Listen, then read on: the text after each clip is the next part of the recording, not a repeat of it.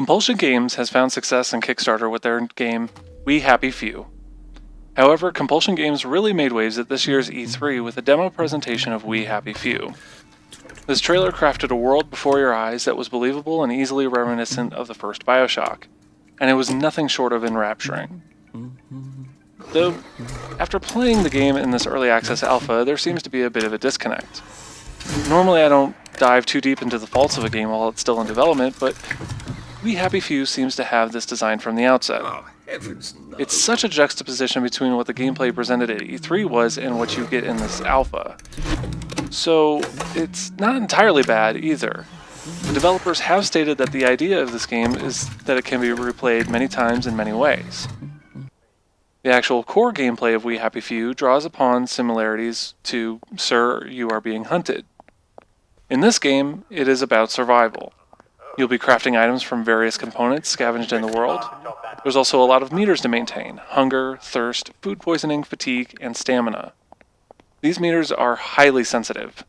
While the world time moves pretty fast, you're hungry in minutes and not hours. Water, do you think? It's in need of a serious overhaul or some major tweaking because it becomes more about spinning plates than enjoying the gameplay.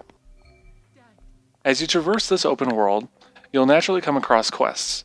Some quests will have you investigating the deaths of random strangers, others will have you restoring power to stations, or figuring out a way to cross a bridge to another island without taking the joy pill.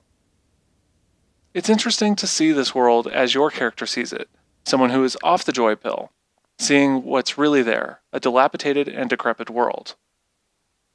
And while the people will somewhat tolerate people who are downers, those who aren't taking the joy pill, it certainly won't let them get out of line or get past certain areas without being visibly joyous.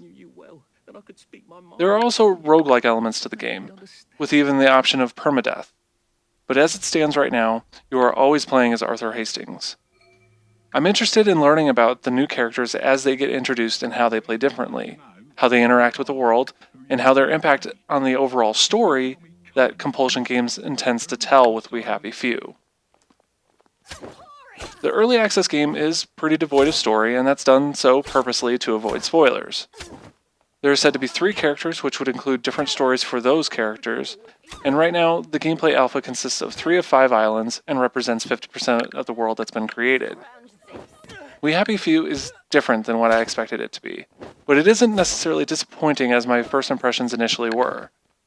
After spending more time with it, I learned to appreciate its systems. And while it needs some tweaks, it proves that it could be very interesting and unique by development's end.